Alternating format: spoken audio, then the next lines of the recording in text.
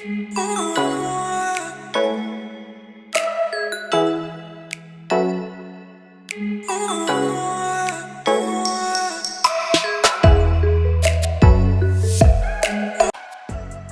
صل وسلم وبارك على سيدنا محمد وعلى آله وصحبه أجمعين.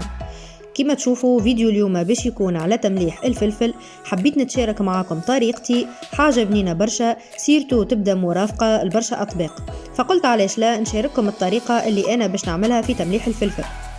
دونك بالنسبة للفلفل خذيت أنا هوني كيلو فلفل برا عبيد، نظفته وفرزته. بطبيعة الحال نخليه كان الجرينات السماح اللي ما يفسدوناش التمليح بطبيعة باش نغسلوا مليح. وبالنسبة للكمية بيان سير تتحكموا فيها انتوما، كان تحبوا أكثر تضاعفوا في الكمية. توا بعد ما غسلته مليح ونظفته باش ناخذ بالجرين نشقه شوية من اللوطة باش ما ياخذليش برشا وقت في التمليح، بويسكا احنا نحبوه برشا. دونك ما نخافش عليه لا يتهرى وإلا حاجة.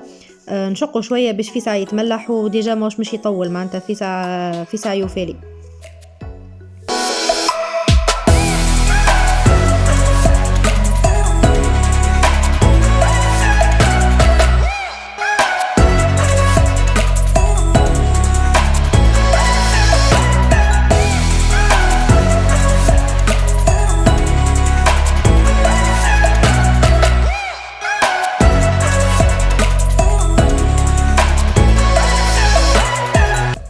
ولهنا بعد ما كملت الكمية اللي عندي الكل، جبت 2 ثوم قصيتهم على 2،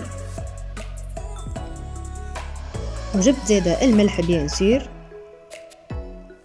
ومش نبدأ نعبي الفلفل في الدبوزة متاعي حتى لين تتعبى كاملة، ومن بعد نشوفوا مع بعضنا ايش مش نعملو.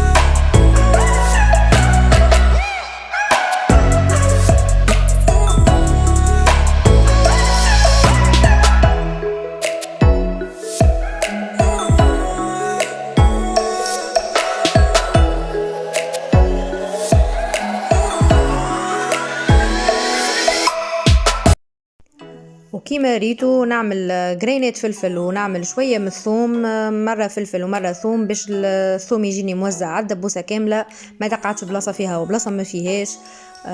وتوا بعد ما تعبيت الدبوزة متاعي بالفلفل، شديت حطيت الملح وحطيت إيترا متاع ماء وذوبت الملح بالباهي وصبيته على هذاك الفلفل، وزدت عليه شوية زيت زيتونة من فوق باش الفلفل متاعي يقعد انتاكت وما يعدمليش. ولهنا الدبوزة متاعي شوفوا محلاها وما شبها، وسنينات الثوم أوكما ظاهرين. وبنفس الطريقة عملت فلفل أخضر زيادة بنفس الطريقة، جيست الفرق الوحيد أني شقيت القرن على 2، وعملت له زيادة هو الثوم، وعملت له شوية زيت من فوق. وهذه كانت طريقتي في تمليح الفلفل برلعبيد والفلفل الأخضر. إن شاء الله الطريقة متاعي عجبتكم ونكون معاكم هنا وصلت لآخر الفيديو. ما تنسونيش باللايك وسبسكرايب وتفعيل الجرس باش يوصلكم كل جديد، ونخليكم في أمان الله، وإن شاء الله في فيديو آخر على قريب.